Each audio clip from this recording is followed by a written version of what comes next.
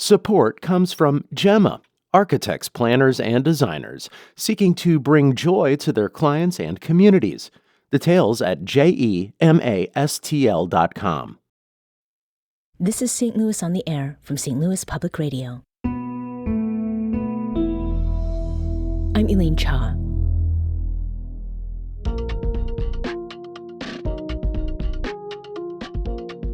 Missouri lawmakers started a special session today where they're expected to consider relief for those impacted by the May 16th tornado. The area is also waiting to see whether President Trump will approve a major disaster declaration, which would open up other resources. More locally, the city of St. Louis is also considering what it can do to help. Joining me now to talk about that is St. Louis Public Radio reporter Rachel Lippmann. Welcome back to the show. Always a pleasure, Elaine. So, Rachel, the Board of Aldermen met Friday, and one thing they passed was a tax break. Tell us about that. This basically says that the assessor, upon the request of a property owner that has suffered damage from a storm like the tornado or really any natural disaster, can have that property removed from the tax rolls for the time that it can't be occupied. It's basically saying that you do not have to pay taxes, property taxes, for a home that you cannot live in. Mm-hmm. Now, the board also considered another measure that would help people who were forced from their rental properties by the tornado. What about this one? So this is one that did not get sent to the mayor on Friday because of a procedural hiccup. They are going to go into special session tomorrow and pass it. It expands the eligibility for the Impacted Tenants Fund to include individuals whose apartments are rendered unlivable because of the storm. It was originally intended to be for if you have a landlord who isn't keeping up your property and things like pipe burst or the ceilings collapse, and it enables you to get out of that situation. The expansion would allow that to apply for tornado victims. Mm-hmm. Now, approved applicants would get a month of rent for an apartment of the size they had to leave. So, 1 month is something, but why not more? Because it is not meant to be an ongoing relief program. It is not an emergency or ongoing rental assistance program. It's simply meant to help cover things like first or last month's rent, security deposits, the one-time emergency costs that come up with having to leave an apartment immediately that you aren't able perhaps to save up for because you weren't expecting to have to move. Mm-hmm. Now, this Impacted Tenants Fund, the board approved it more than a year ago and even selected a vendor. Why is it not ready to go, Rachel? We don't know. It is not clear why we don't have an application or rules available yet, or where the gaps were in terms of advancing the operation of this program forward. Mm-hmm. So where's the accountability then? Again, we don't know because we're not sure where the gap was. Yeah. Now, the city has some $300 million from the settlement over the Rams' departure, and in the last session, aldermen could not agree on how to spend it. Now, given this disaster, could that have been a blessing in disguise? Yes, I suppose if you want to look at the board melting down being a blessing, that there's now a pool of $300 million potentially available for tornado relief. But what you're going to have to remember is that the scope of the damage far exceeds that $300 million pot of money. I would expect this to go towards emergency contracting, perhaps overtime, or emergency hiring of city staff. But I don't know that there may be a way to invest Rams money for longer-term recovery, but the scope of the damage in North St. Louis is going to far exceed that pot of money. Right.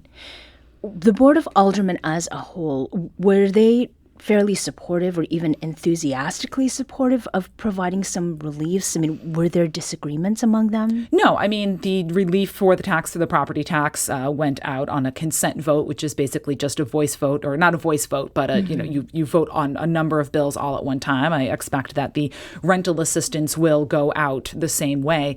And I don't think that you're going to see objections to much of the relief. What they are trying to do is make sure that everybody is on the same page, from the mayor's office to the board to Comptroller Donna Behringer on the Board of Estimate and Apportionment, so that you don't see something bogged down in politics and then not advance forward. They want to be extremely intentional about the work that they are doing legislatively and not be, quibbling and squabbling publicly. I imagine that bills that are introduced will be pretty close to the final language, if not, some adjustments. They don't want to have this long, drawn-out spat in the same way that they did with the Rams money.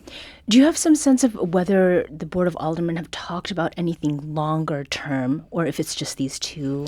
Right now, I think they are focusing and aware that there is immediate low-hanging fruit that needs to be done. The mayor has spoken about this. The Board of Aldermen have spoken about this. There are needs that they don't even know that they need to address right now. Things keep popping up as we get, 3, 4, 5 weeks out from this storm that they are going to need to address. As Board President Megan Green said of this property tax break and the rental assistance, this is the lowest of the lowest hanging fruit that we were able to move quickly, little too quickly. That's what led to the procedural hiccup. Right. But we're able to move quickly and advance. Governing, legislating is a complicated thing, and we have to remember that there are a lot of moving parts, what they can do, what they can't do, what they have the funds available for, what pots of money are available. And amid that, before we let you go, Rachel, another thing that you covered on Friday is the race to replace now Mayor Kara Spencer's former 8th Ward aldermanic seat. How is this race shaping up? There are 5 candidates. Most of them are from the Benton Park, Soulard, McKinley Heights area. And 3 of them have run for elected office before, one as a Libertarian candidate.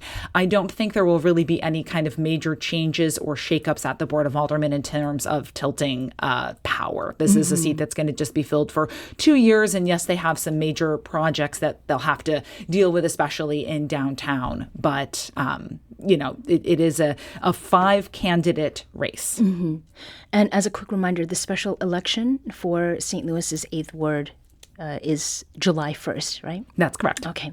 Rachel, thank you so much for joining us today. Glad to be here, Elaine. Rachel Lippmann is STLPR's Courts, Justice, and City Politics reporter.